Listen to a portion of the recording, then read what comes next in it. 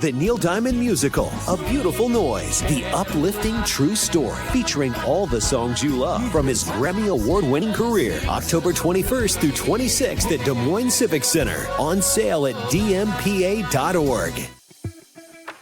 Hey guys, welcome back to another season We're back. InCYde Zone.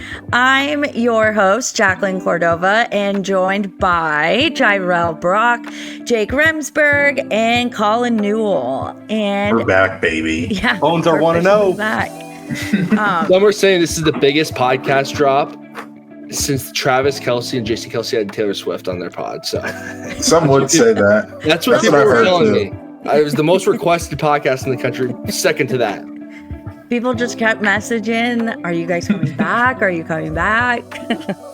Guess what? We are back. It's like we're that back. We should have done one of those media release things. I am back. We are back. We're back, baby. Press release. Short, simple. Yeah.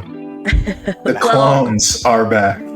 Yeah, no, want to know, like you said, but we are back because of our friends, Wyffels Hybrids, who are back for year 2 to support us. And of course, football season, as we said, Iowa State is officially 1-0. And of course, our studio, we're in this freaking Northwest Bank Studios. My gosh, we are way too lucky at Cyclone Fanatic with so much great freaking support.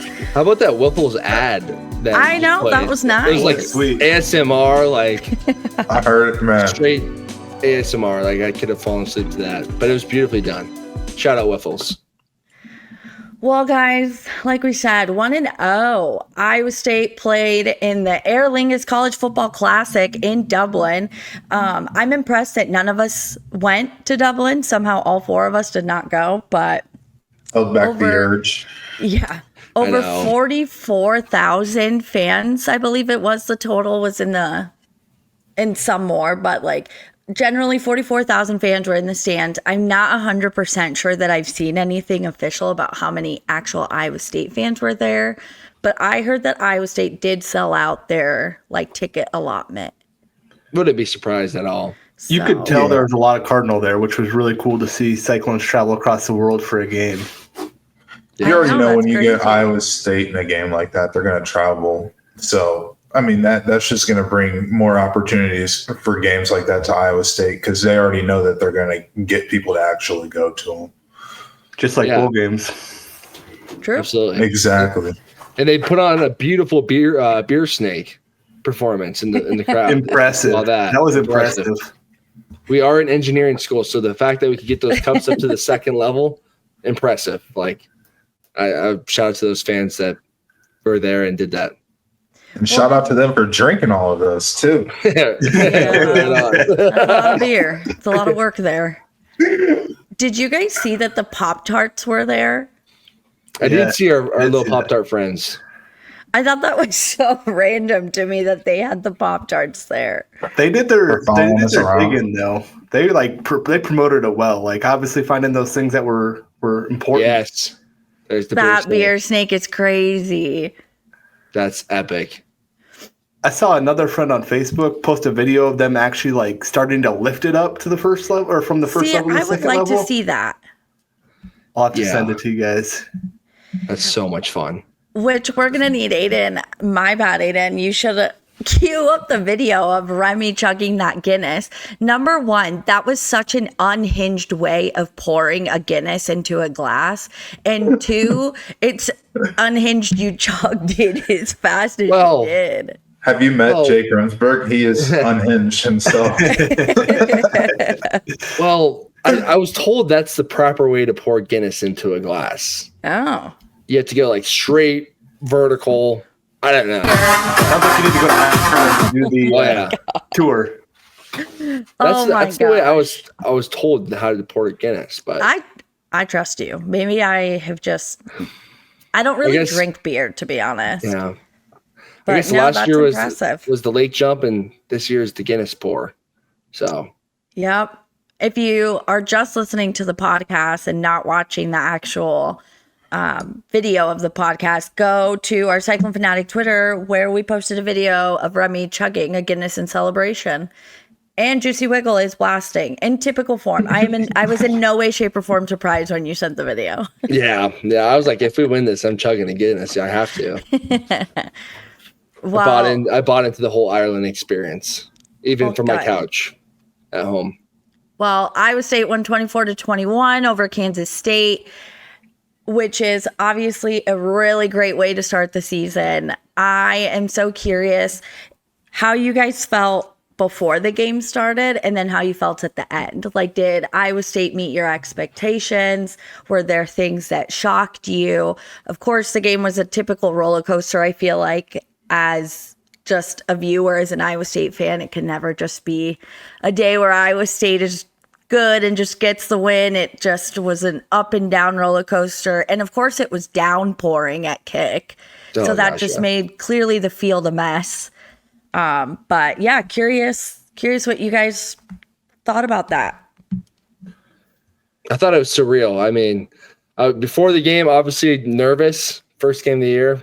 But like, it was just so crazy that we were playing Kansas State, our biggest Big 12 rival by far. It's not, at least now that Oklahoma and Texas aren't in the Big 12 anymore. But it was crazy. I was nervous. But, you know, when they played like that, I think they exceeded my expectations. Pretty sound football, honestly, for a week 0 game in Ireland. Mm-hmm. You could obviously see Kansas State was not as sound, and that, you know, helped us out a lot. But Coach Campbell always told us, you know, there's no such thing as good luck in football. You can work to make the ball bounce your way. So he would tell you that it's you know, not just lucky that they, you know, we had our own turnovers and such, but we were just able to capitalize in the moment and win the plays when you need to win the plays. So overall, for sure, exceeded my expectations. Yeah, I was pumped. You know, you come into this game and here in Iowa, the weather kind of made it feel like fall football. Like you woke up Saturday morning, 70 degrees. It's beautiful. Crisp air, and it was like, yeah, it's football time now. So got out of that heat. Going to be a nice weather next week too. But yeah, kind of like Jake, you know, you're traveling across the country. It's week 1, week 0. It's tough to prepare for, especially as a player. You know, you haven't played live contact for 8-9 months now against another team. So certainly something to prepare for, knowing what we, you know, as Iowa State fans, we haven't always came out the best early in the season, firing in all cylinders. And that's probably one of the better defensive lines and linebackers that we're going to see all season. So I was really proud of the way they came, especially those halftime adjustments. I thought the Cyclones really, really came out and threw it in there for them. So I was very excited and excited to see how they adapt going into week 2. Yeah, myself, I really didn't have any expectations coming into this game. And I think it's the first time probably since like 2019 that's been the case for a Cyclone team. And I think a big part of that is just not really necessarily knowing a lot of the players. I think this is the first time since 2019 or 2018 where I really didn't know any of the players that were on the Iowa State team. Obviously, I know the seniors like Rocco, Tyler Miller, like those older guys, and then Abu, and then Carson Hansen, the running backs, personally know them. But for the rest of the team, it's like you're looking forward to the game to see who's going to excite you. Like, you know, last year we had linebackers going down, so people were stepping up, and those new names are coming out. And I think that's the big thing with a new year. We get to learn about these new players that might surprise us the whole year, new players that you didn't even think about coming into the year that are going to, you know, turn the flywheel for us and make the rest of the year exciting as the first game was. It's a good point, Jirehl. I was thinking about that as well. A lot of new names. Travis, you know, the Kelsey brothers have their little segment called New News. I'm here by declaring InCYde Zone's segment is new names. And that was what yesterday was. Obviously, a big question mark for, you know, the team was at that wide receiver position when you lose 2 guys like Jaden and Jalen, and some names popped up yesterday. Brett, I don't know how to say his last name. Oh my gosh, Brett. I know. Esker or something. But he played, you know, had a big time catch. It's a tough catch. I didn't even know, like, really his name at all before yesterday. So that's good to see. I think, that wide receiver position room is in a good spot, and that was a huge takeaway from yesterday. We didn't even see, Townsend and Sowell's name pop up a whole lot. And, there's been a lot of preseason hype about them over by or over B. One of the two. Yeah. Obviously been hearing about him since spring practice. And to see him go out there and, show what he can do is really cool. And obviously when you have a quarterback like Rocco that can get the guys the ball, you're going to be in a good spot. So new names. That's our new thing, guys. New names. Yeah, it was Brett Eskildson, I think it is.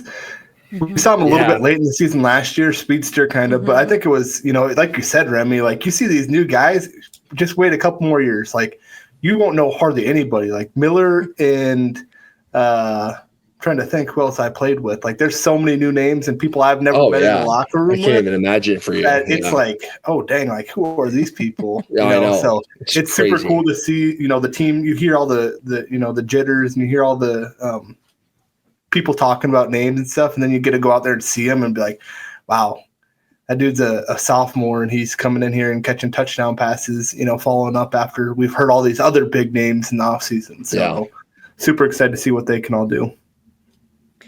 Does that change? Does it change for you guys not knowing them? Like, is the experience super different for you as you're watching and kind of analyzing and enjoying it as a fan? For me, it makes me feel more like a fan instead of like an teammate, like ex player. You know what I mean? Because you weren't in the locker room with those guys. Like obviously, we had those memories of being in the locker room and going through the season and the ups and the downs with some of those players. So when it's new players that you don't have those experiences with, it just doesn't feel the same. I don't think it should, because those experiences that we do build throughout those times and those ups and downs that I spoke of, those aren't like, you can't just build those feelings out of nowhere. That's we've been through some stuff together, so you can't just you can't just build that up out of nowhere. So for sure you get a whole new aspect of, like, I agree with you, Jirehl. Like it's like a fan, you get more of a fan experience. Like, ooh, that guy's a cool little player, I've never seen that guy before. Instead of like, oh, I've seen that guy practice 50 times and I know exactly what it is, who he is, how he runs, whatever. But yeah, I for sure get into that side note where it's like, all right, I don't know a lot of these guys anymore, so it's for sure different than the past, at least last year. So I keep on being like, that guy must be a young guy. And then I look him up and it's just his first year like playing and he's a junior. And I'm like, he must be, I'm like, I've never heard your name before, but you must be a young guy. And it's crazy. Well, with you guys kind of mentioned a few names, but when you look back at the whole game, was there a player or a specific moment that you felt really stuck out to you that kind of, I don't know, was kind of like that defining moment, I guess, of the day? Yeah, I thought Marcus Neal played really good. Obviously, that's a name we heard a lot about in the offseason on the defensive side. Mm-hmm. One play that I thought was kind of interesting, too, was that Jamison Patton hit. Well, there's hardly any paint on the field. So, like, that was kind of a weird thing, especially as a player. Like, hey, do we need 5 yards or do we need 6 yards or do we need 7 yards? I'm sure as a play caller that had to be a little bit difficult just to kind of have a good idea of what that was. So I'm sure they relied on the sideline pretty hard there. But when they went back and reviewed that, I'm like, there's no way they can overturn this because all they're looking at is green grass. Like, it would be hard for them to be like, oh, yeah, hey, he got actually to this marker. This is where the ball is. We're going to overturn it in that situation. So I thought that was one of those plays there that I'm like, that definitely helped the Cyclones there. But, that field was a unique situation, especially like you talked about here earlier, that rain early in the game. I mean, It was not a perfect field condition all day. No, yeah, they were slipping around all over the place. That's a good point, Neil. I didn't even think about that, how, the rain might have actually helped us out in terms of that spot on that play. Yeah, nothing to base it off of. Yeah, no, that's crazy. What a play from JMO. That was cool to see. The one name I had in my mind was Caleb Bacon. I would probably do a whole podcast episode about Bacon and his recovery and journey back. But he played yesterday like an All-American linebacker and like a first team All-American. And it was really cool to see, especially coming off an injury season like that. Just knowing how much hours and pain and all that stuff you put in to get back on the field and put up a show on like that. Like, that's impressive. So props to that kid. He's going to be a great contributor through the remaining of the year. Both two obviously really good players. Mine is going to be Ike. I don't know how to say his last name. Ikena Izugu. Or my bad. If you're hearing this, Ike, bro, my bad, Ike. Sorry. We'll practice. But no, I mean, I think he gave a lot of.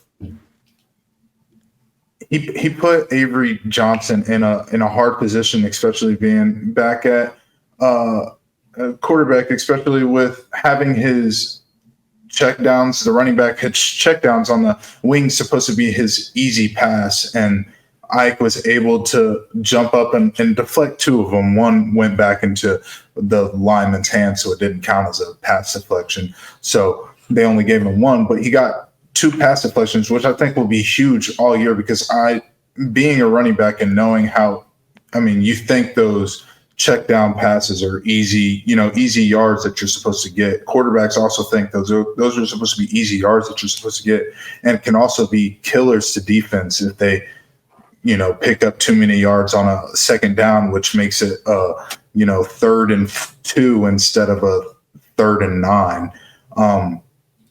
Having the ability to get those pass deflections when not being able to get to the quarterback, I think having that ability, big, tall, long, kind of reminds me of Will McDonald, his frame and the way that he stands up, and he's just really long and can very athletic, can jump up. So I think him showing that ability and also just being able to get to the quarterback will be huge for the Cyclones this year for sure.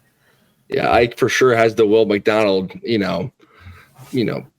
I think we all kind of saw him. Yeah.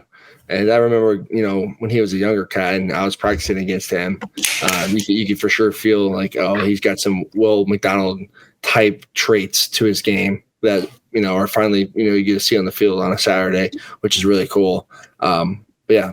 Have you guys ever heard about me and Ike's story at practice one time? No. Ike did give me a Will Smith. He did Will Smith me. Oh, he gave you a smack he gave you a Will Smith, Chris Rock. Yeah, he did. Yeah. Can you elaborate? Well, it was a one-on-one pass rush drill, and my helmet came off. I did win the rep. Sorry, Ike. I did win the rep, and Ike wasn't very happy about it, and he slapped me in the face. Yeah.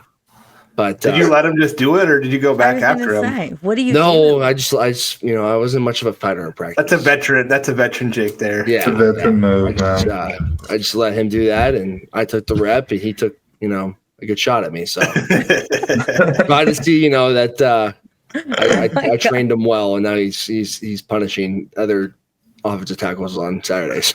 Jirehl, I think that's a great point you make. Those pass deflections, I know as an offensive lineman how frustrating that is. Like, because you may have had a good rep and be in a good position, and the dude jumps up and he gets hands, and like all the things that you hear about as O lineman is like, get their hands down.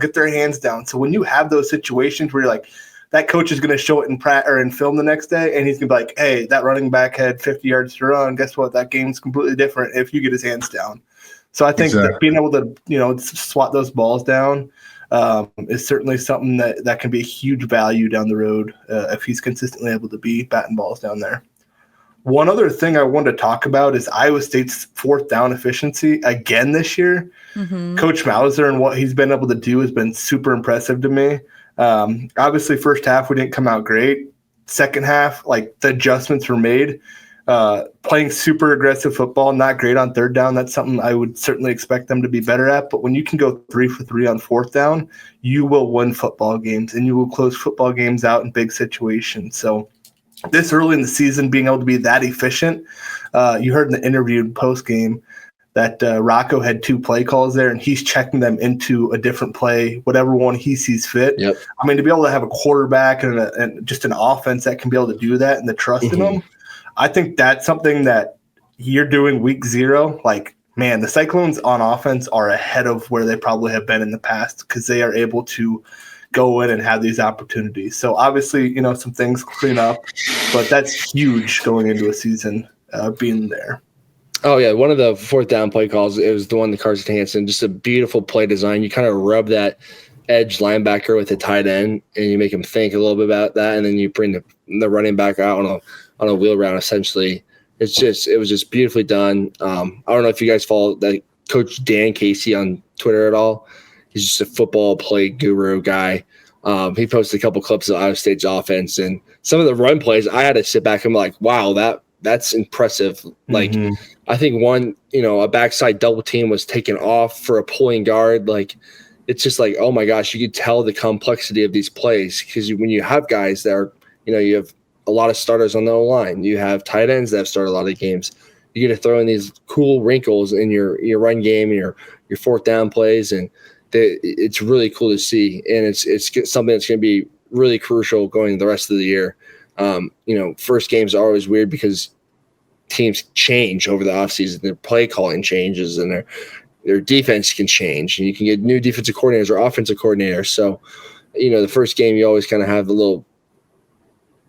you have to guess kind of what, the team's going to run or the players and personnel. So, they'll start getting scouted, but to be able to have the guys on your team to continue to adapt your offense throughout the year and not just stick to certain things is going to be a huge part, of the season here. Well, yeah, I mean, go ahead, Jirehl. Well, sorry to cut you off, but I think the creativity that Mouse has, added to the offense has been kind of ridiculous. And I'm glad you mentioned the Twitter page that you saw, Jake, because I was kind of looking at the same thing. And obviously on the TV broadcast, you don't get the same full effect, the back camera effect that you do when you're just watching plain film. But I saw a clip of one of the counter plays that they ran, and Carson Hansen literally went behind Rocco, and Rocco turned to Carson Hansen, and they ran counter that way. Like, as a running back, we've ran counter a bunch of different ways, motioning it all the way in from out at, in a wide receiver position, but switching from behind the quarterback post snap in all motion. Like, you can tell that you say complexity with kind of the plays, and you can do that when you have, veteran quarterbacks, running backs, offensive linemen. You can definitely do things like this. And you say we're ahead of the game than our offense has ever been at the beginning of a year. No doubt. And a big part of that is just the maturity of the guys that have been there and the guys that have had to go through it the past couple of years. And I think what makes that, just one more step here, Jirehl, is what makes that so unique is when you can run same plays and the running back in different positions or the tight end in different positions, teams scout us. So they say, like, hey, if the running back's to the left, it's typically to be run right. And when you can break some of those plays up formationally and then just move a running back one position, it makes them not be able to guess a little bit as to where that play is going to go.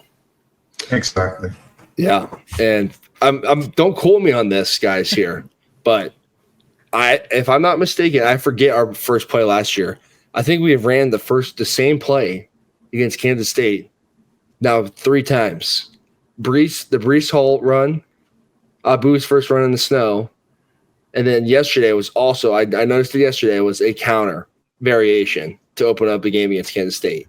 So I don't know if that's like a real thing, like, oh, we're going to keep running the same play on the first play of scrimmage and see how many times we can score against K-State, but I don't know. Smacking the face right there.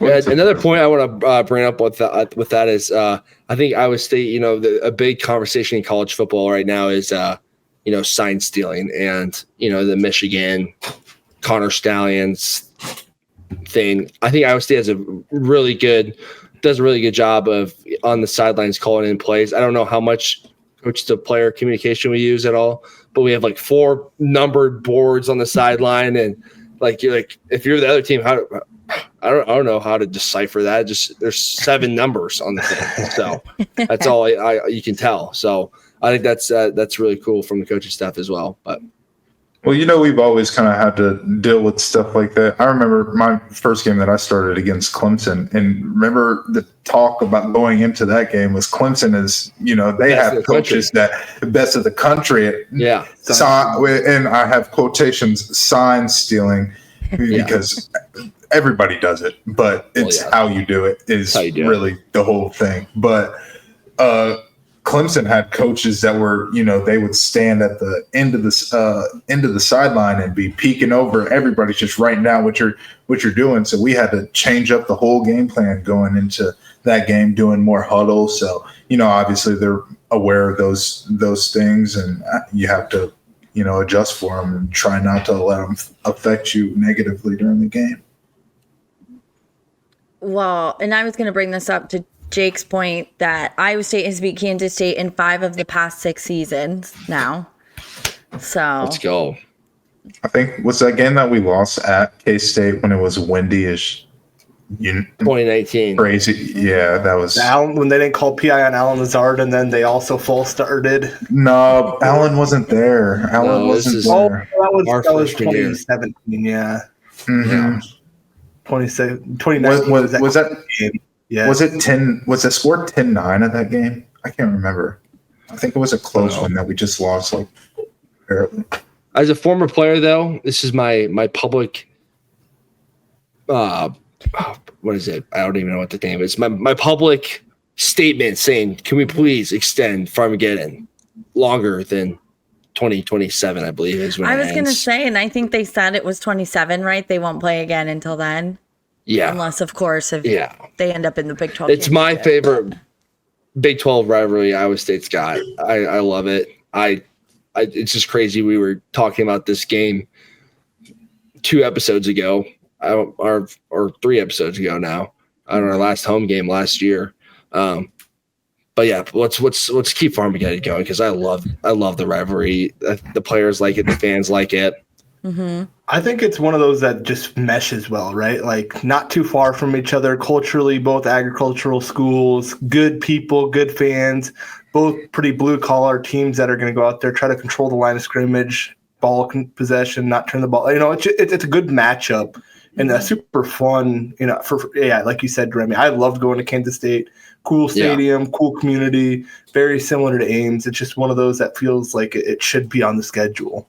Yeah, and I'm glad, the nation got to watch that game yesterday, to be honest. Mm-hmm. There's, every public eye in the world was watching that game. I don't know if there's a viewer count yet at all, or I haven't seen that, but it was just super cool to have that game in that situation. I was on my Twitter, and all the, Conor McGregor's tweeting about the game, even when, Brett did that, his little money strout or whatever that thing's called. So just the whole world eyes are on Iowa State, and for us to get a win like that, that's oh gosh, it's super cool for not only the state, but the university and the community and all of the Cyclone fans out there. Great way to start college football, isn't it? Mm-hmm. And especially for Iowa State, and I think this is going to be a very unique season to kind of keep your eye on, and maybe not necessarily have an asterisk by it, but know that this is the season that we started with a conference game, first game of the year, week 0, in a completely different environment. Mm-hmm. We can eventually, as the season goes on, and talk about how this one game might have affected might have affected them physically, but let's just talk about them as like team morale right now. We usually kind of start off with 2 easier games and then you go in, or 1 easier game and then you go into the game against Iowa. But now we're starting with a conference game where it matters a lot more than, a game against. Mm-hmm. Yeah, exactly. Oh. But even a lot more than, a week 1 game against UNI. Like right. It matters a lot more than that. It's a conference game. It's how you start the season. And for them to come out the way that they did, obviously it was sloppy at times. It was rain. I think we kind of all foresaw some turnovers, especially with it being so early in the season. It's you're getting back into, going up against other people that aren't your teammates.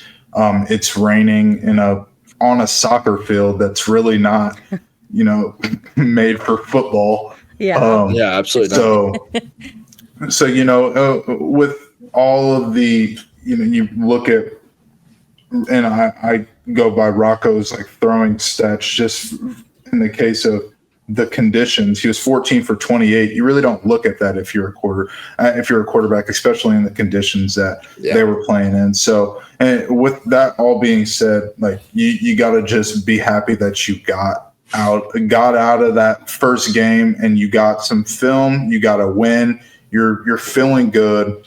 Now it's time to get back to the States, get help, make sure you're staying healthy, and trying to get rid of that jet lag. Jet lag has to be probably terrible. I think one thing that's interesting about that too, a lot of people are talking about is like, hey, does it hurt you in any way that you have an extra game that people can scout? But then you also at the same time got an extra game where these guys that are playing for the first time or getting back into the rhythm of things, like these coaches are able to coach up a week earlier and then get another bye week down the line to get healthy late in the season to make that end of season push. But, I think it's a huge advantage that Iowa State gets to have, an extra game before each of these, big games to go out there and make corrections and move forward as a team.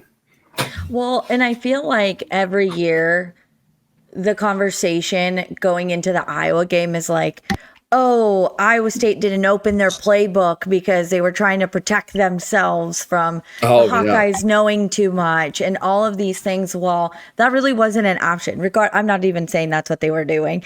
I'm just saying that's what people focus on going into the Iowa game. But now they didn't really have that choice, right? You're not going to do something like that when you're going up against someone like Kansas State.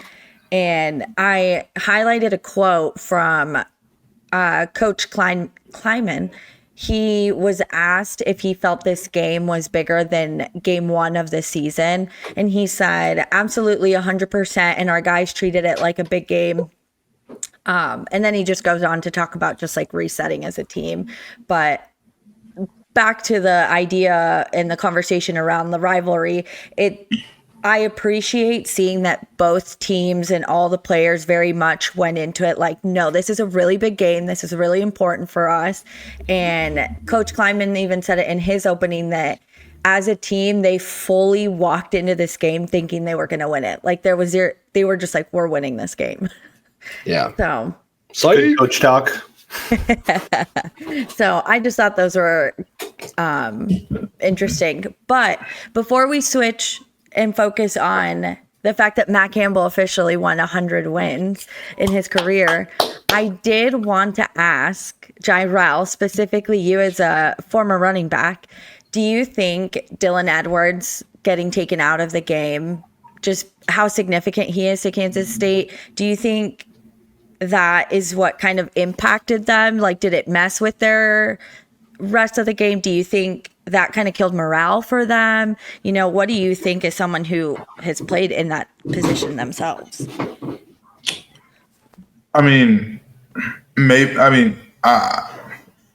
Morale wise, like, I don't, if you guys are looking at a one player in a running back as like, you need him to play for you to play the game with all your heart, like morality wise, like then you probably shouldn't be on the field anyways. So I mean, if they were looking at Dylan Edwards as their like savior, they probably weren't going to win that game. Anyways, but I mean, obviously it's football. His first play of the game, he gets hurt, which is kind of weird. And just to kind of say, because I saw a video where he did get like on the punt return, that's where he got hurt, but he like got up and ran off the field like completely fine, and then never came back to the game. People were confused about that, but I mean, in a game like that, I mean, I don't think. I mean, would he have made a difference? Probably a little bit, but then the game would have played out differently. A lot of decisions would have been made differently. Coaching, it would have been coached differently. So for you to say that one player not playing is a reason why a team won the game or lost the game is, I mean, okay, yeah, sure. if that's what helps you sleep at night as a K-State fan. And I think their backup was no slouch either. I thought their backup was running back was a good player too. So it's not like they've had to run a fullback offense with no running backs at all. Like they had a good player back there. It can be weird on the sideline sometimes when you're without your star player. You for sure think about it, but at the end of the day, like that O-line is going out and blocking for whoever is behind them. So I think it probably affects players less, just because like even throughout practices, fall camp, spring ball, the season, you never expect that to happen, but guys go down. Oh yeah. And just like Iowa State at linebacker last year had to make these changes when Carson Hansen got hurt last year. Iowa State had to make changes. Like, does it impact the team? Absolutely. There's a morale, a little bit to it of like, hey, you lost this guy who you've seen in practice go out and do big things. Yeah, you feel it, but like you also are so hyper focused on your mission that like it's not going to change. Like just like Remy said, like the next running back can run every single player that Dylan Edwards could. So I think that's one of those things that maybe to a fan is a little bit bigger than maybe to the actual players there. No, I've had times where being on the field and running off the field and seeing like Xavier Hutchinson on the sideline, he was like, "Oh, you was in on that play?" Like other players, like if you're on the field, you don't necessarily know who's on the field at all times. Like you worried about what you're doing. You might see it later and be like, like having Brees on that play would have been better. But like in the game, in the moment, like that doesn't affect how you're about to act. It doesn't affect how the O-line is going to block. It doesn't affect how the quarterback's going to read. You know what I mean? Halftime as the O-lineman, you don't know who's in that running back. Yeah, they're behind you. The only thing you're hearing as an O-lineman is the quarterback's voice. So that one might throw you for a little stir. If you hear someone's voice that's different behind you. But it's a good point about practice. There's even in practice you have guys rotating, flipping around all the time. Like it's one player you're not going to notice a whole lot on the field. Well, and honestly, that's really good perspective to have, just because, a lot of the conversations, of course, on Twitter kind of started to lean that way. And then people kind of start to bring up the question that I had mentioned to you guys, did Iowa State steal the win, or were they truly just the better team that day? And so again, this is why this podcast is good, right? Like you guys have perspective that normal people don't, because I would have never thought that you have no idea who's out there sometimes. Yeah. But yeah, do you guys think Iowa State stole this one, or were they the better team? I mean, it's the first game of the year. I mean, it was going to be sloppy either way. I take first games of the year as with a grain of salt, and this one's a little bit bigger of a grain of salt considering that it was a conference game, and having that at the beginning of the year, I think will change and be really good for our team this year, for sure. But I mean, it's the first game of the year. Noel said it earlier. Like people wonder if playing week 0 gives other teams an advantage because they get to look at that first game. Well, No, it really doesn't. It actually puts them at a disadvantage because they're going to watch that game and we're going to watch that game. And we're not going to do anything that we did in that first game because we realized that what we needed to change. So we're only going to do the things that worked. So, having a first game like this, I think it's going to set the team up. Set the team up really well. I think Iowa State went out and won that game. That's my take. Our staff adjusted really well. By the second half of that football game, the offensive line was dominating. They were moving people. Downhill running game got going. Obviously, Carson Hansen, physical as hell when he runs. Downhill, Abu came in. I thought he played really well too. But what I'm looking at, like as an offensive lineman, like when you say you want to impose your will on someone, Iowa State had almost 8 more minutes of possession to impose their will on that defense. When you talk about winning a football game, especially early in the year against a good team, when you can say, hey, we had 8 more minutes of possession to go out and dominate these guys, you are going to say you win that football game. And I just 109 yards in the second half on the ground as an offensive lineman, that's what you want. And we went and made big plays when we had to. So I think Iowa State won that game.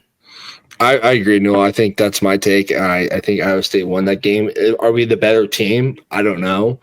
Having a game that early is so weird. You could look at this game in November and be like, okay, that adds up. Like Iowa State's really good. Kansas State's just okay in the conference.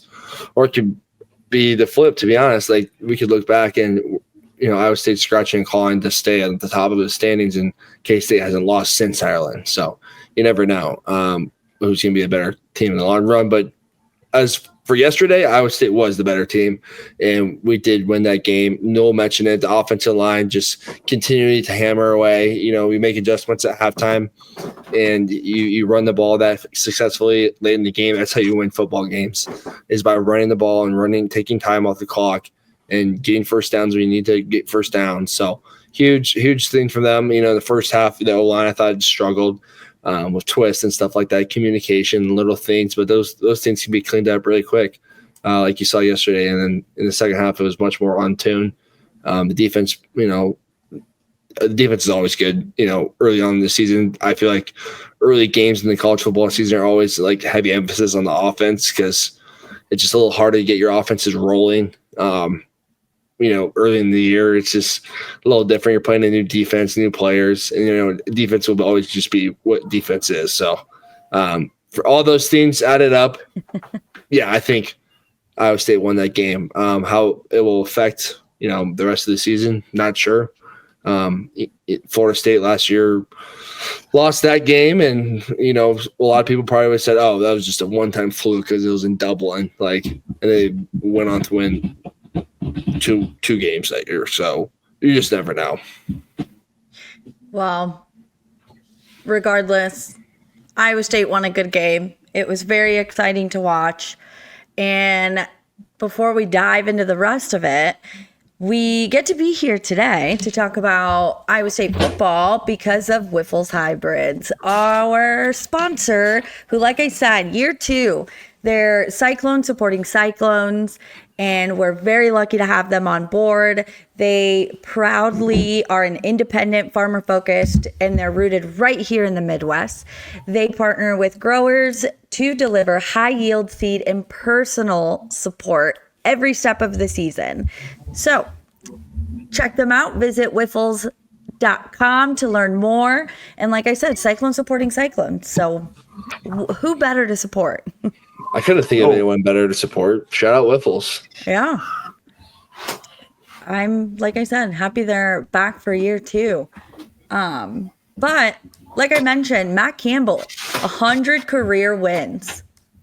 Big time. As a head coach. How exciting. That's very exciting. How do you guys, what's your guys' message to Campbell? My message? Yeah.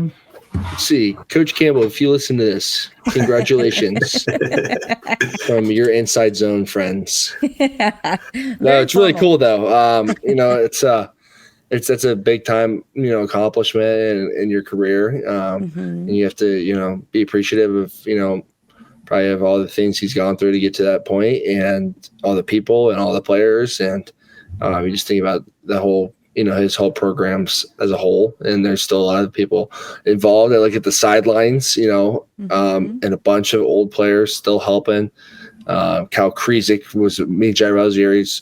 He was very on top of things yesterday on the sideline. He was very ecstatic. So it's just cool to see, it's his community that he's built to get to 100 wins. And obviously, when you have a head coach like that and you're playing for a guy like that, it's very easy to go out and fight for some wins on some Saturdays.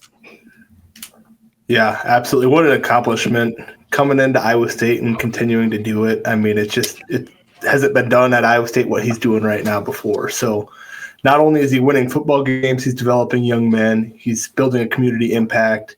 I think that's some of the coolest stuff of his impact is what he does and bringing former players back, keeping people tied to the community. And you don't hear about Iowa State football players going out and get in trouble. So I think that's a huge thing of what Coach Campbell's culture is, play for the guy next to you and keeping people involved and excited about what he's doing. So nothing short of spectacular. No, definitely a great accomplishment. Obviously, that's his accomplishment on the field, but off the field, he's done so much more in all of his players' lives. A guy that can be looked up to as a father figure, especially for young 18 to 25-year-olds now with how college is. Shout out Tyler Miller. But 18 to 20, 22, 23-year-olds going to college away from their parents, and you want them to become great men in life, and Coach Campbell is one of the best when it comes to producing those, and a guy that could have had so many jobs anywhere. Every year people are saying that he's going to be gone, but his roots are built in Ames, Iowa. So, and we're so happy to have him, and so lucky to have him, so lucky to still have him, and hope to continue to have him as long as we can.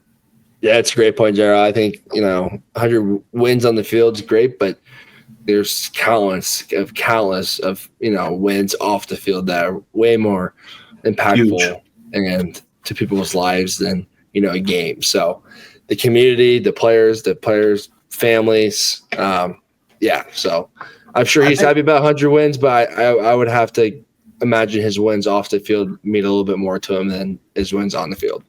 I think it's kind of crazy, like the culture he's changed, like in Iowa State athletics, like even just specifically football. Like I grew up an Iowa State fan, like, hey, maybe this year we can make it to a bowl game.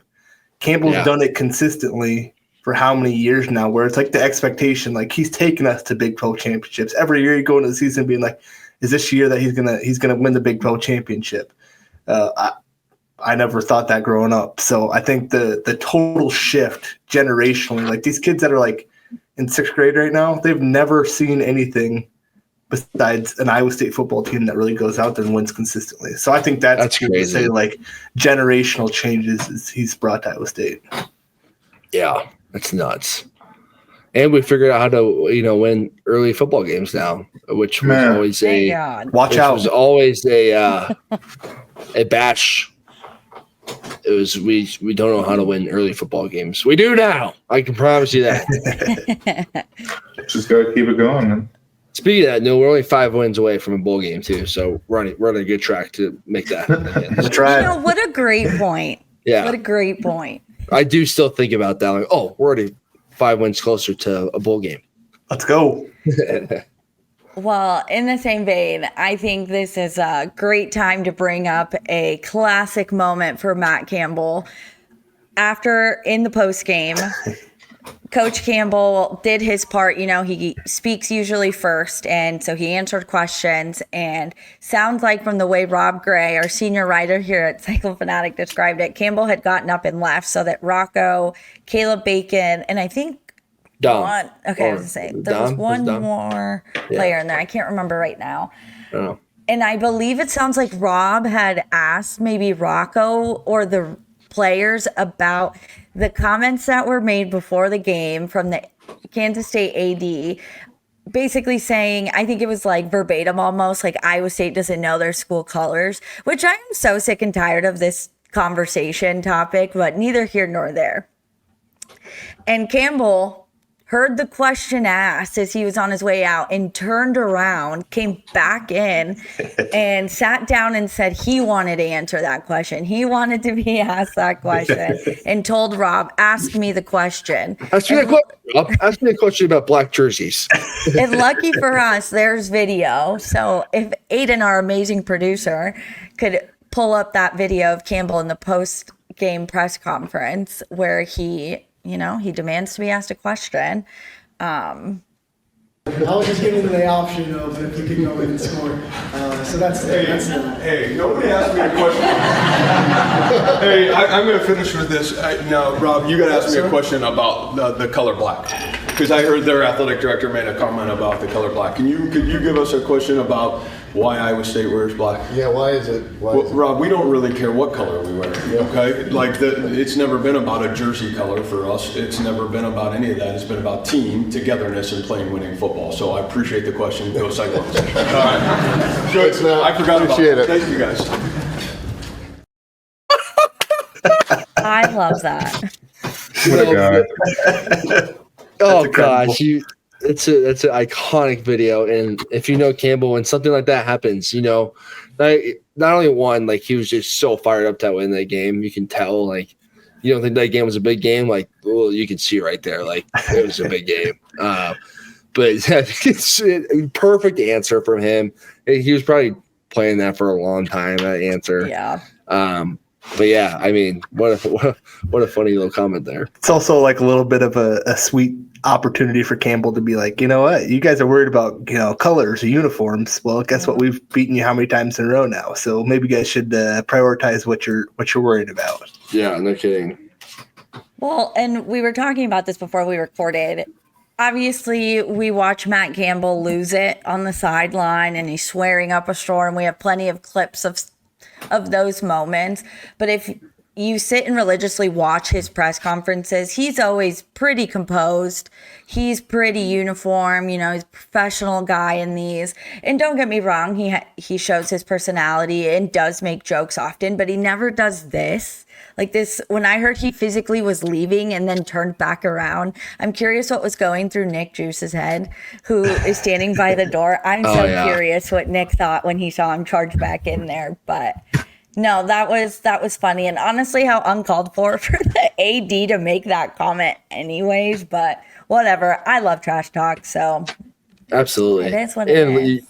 Regardless, you got to love the black jerseys too. Like, yeah, they're sweet. Oh, yeah. I mean, they're sweet. I mean, I don't even know if you can consider it not a school color. Like, is black really someone's dominant school color? Like, whose school is dominant school color is black?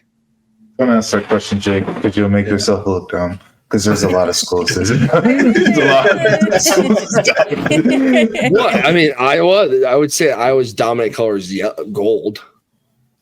Okay, I see what you're saying. You're saying?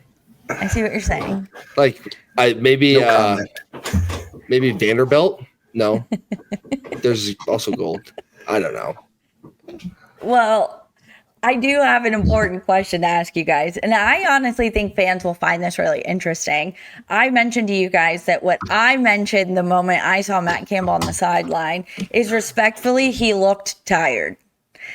He just looked so tired. And I believe the team got there on Thursday and they left, like they got back at some point today, I believe. And the time change is pretty drastic. Like, I think it's what, like, I don't know. 6 hours, I think. I was going to say, because it was honestly, it was very difficult for us as a staff to communicate sometimes, just trying to do coverage. So, as players, I am so curious what you guys think and what your thoughts are on how the team is feeling, but I cannot imagine how tired this team must be. And then just like the quick turnaround, like we're about to jump into another game week. They just went through this really like fast travel across the pond. their sleep schedule's all screwed up. And then my favorite fact of the weekend was that Iowa State shipped 2,500 pounds of food and 1,800 pounds of Gatorade to Ireland. So it's like, you guys have talked a lot about how important the routine is around your game week. What the heck does a game like this do to a person? I mean, I don't even want to act like I know what, because first of all, I've never even been out of the country, so I don't know what that travel feels like. I guess the closest thing that I've ever felt to this, like the way that they're feeling, I guess, was after the game in UNLV that night, because that travel was just terrible. We didn't get back until like 4 a.m., like right after a game. But I have to imagine that they're not feeling the best. I mean, I guess the plane was bigger, so it might have been a lot more comfortable for them on that thing. But jet lag and everything, I know it's going to be a lot different. The coaches are going to definitely cater to that this week, and you have to pray that it, doesn't affect the team going into this weekend. Yeah, I think that you hit it there, Jirehl. I can't speak to it. The closest thing, like you said, is that UNLV game, which was just a weird one in general.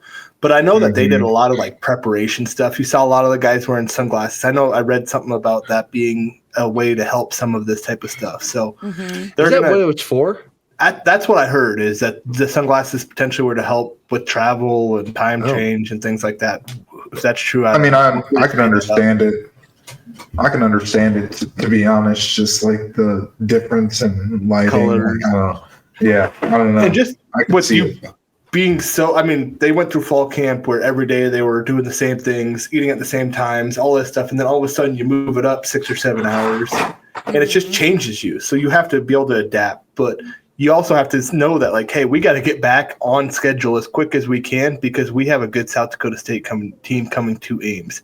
Former Iowa State quarterback there wants to come in and fighting Aiden Downs. Yeah, so it's like, you have to kind of push yourself, I would think, a little bit through trying to like get yourself back into that routine because your body wants that routine, especially during football season. But yeah, they certainly have. I think they've done quite a bit of research on trying to get themselves back on as quick as possible. But they have some stuff to figure out. Yeah, it's so interesting. I have no clue how they're feeling right now. Because you have a big game coming up this week. South Dakota is not a slouch of a team, and they have a quarterback that's probably had the state circled for a long time and has went to bed thinking about this game for a long time. And there's a couple different other storylines too, like Tyler Miller's brothers on South Dakota. So it's a big game.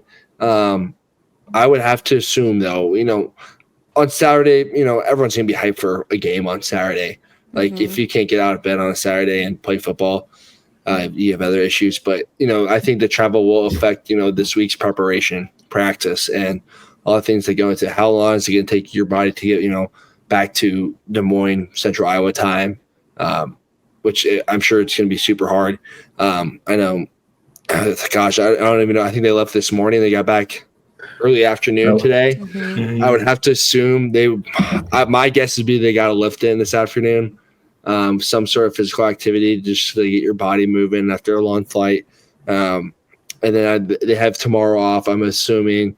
So that'll be a good day to get your body back to use. But, Tuesday, Wednesday, practices are probably going to be pretty tough on your body, on your mind. And so it's just really how can you come and show up to practice on those 2 days and prepare for a team that's going to treat this game essentially like their Super Bowl of the year. So, final thoughts, guys? Any final things on your mind? I'm excited, man, to see the rest of this year. I mean, great way to start the year, obviously, but you can't just get so filled up with that feeling of that first game and forget about the rest of the season. I've seen that happen where you get so high for that first game where you're not able to find your way back to there, and especially with all the exterior factors that we kind of just spoke about after that game. You just got to find your way back because it could get bad really, really fast if you allow it to. And just having that, discipline to be able to fight through the challenges that, that first game, the travel and everything, bring on, and be able to carry that throughout the rest of the season. And Iowa State should, I'm looking forward to the rest of the year. Yeah, I think it's going to be interesting to see the culture and the leadership of this team. Something that we saw, like Jirehl said, like you threw all your eggs in this basket. Well, you got a whole nother 11 games coming at you. So you got to be able to have that leadership come in and say, hey, that was a huge win. We got to celebrate it and enjoy the hell out of it. But we got to get back on the horse here because we got a long season ahead of us. We got to take care of our bodies, and then we got to go out and win some football games. So I'm excited. I think it'll be a great challenge. Yeah, I'm obviously excited for the rest of the year. Can't wait to get back in the Jack. You think about all the games we've had since the Jack, and I feel like Iowa State fans are just dying to get back in the Jack and be back with all 65. I think it's 65,000, something like that. 65,000, the best fans in the country, and we had obviously the Miami win yesterday, so the Jack should be rocking on Saturday. But yeah, my kind of take on it would be to completely use that momentum from yesterday in that win, but kind of erase it from your memory. Like you have to, like the season starts now. That was a fun game, but now it's really the season time, and let's see what we can do from that. So yeah, a couple big games coming up too, and it's for sure not going to get easier.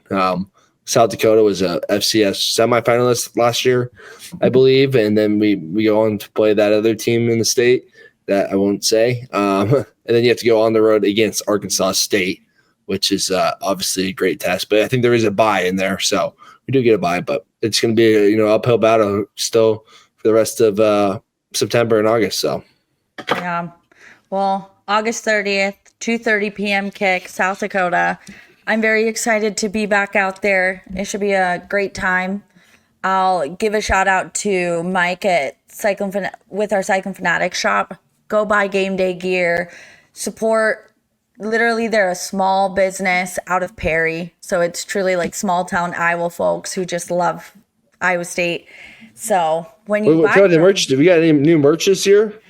We got all sorts of new merch coming. I'm just going to go ahead and say it. We have been working really hard on like rebuilding our website and the look of it. And then we're getting all new like CF gear since we refreshed our logo this summer, and we're adding more stuff to like game day and more things for kids. Now that we have 2 babies, technically, when is the due date, Newell? September 4th.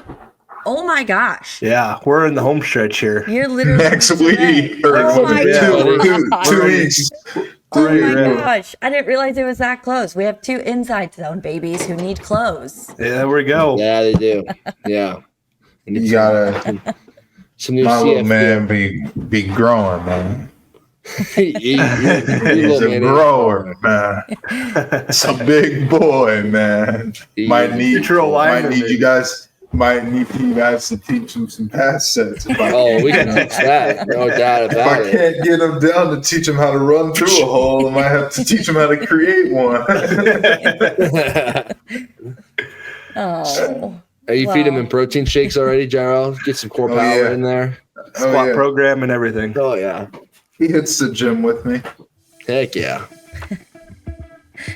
Well, guys, I'm so glad we're back. We will continue to put out episodes on Mondays after game day, and we'll continue to see how to sneak in those Q&A that everybody seemed to really enjoy that we did last season. As always, you can listen to the podcast. You can watch it on YouTube. It's available across all platforms. And as always, follow all of our social accounts to continue to keep up with not only new episodes, but just all of the Iowa State football season coverage. So a lot of good things happening. We had Jake Brent join the team this summer. So let's go, Jake. Yeah. So good content. Great. Like I said, we'll be here all week. We'll be here all season. And we'll be back next week to talk about however the heck this game goes at Jack Trice. So, Let's do it. all right. Well, thanks for Get this listening, guys. done. Go Clones.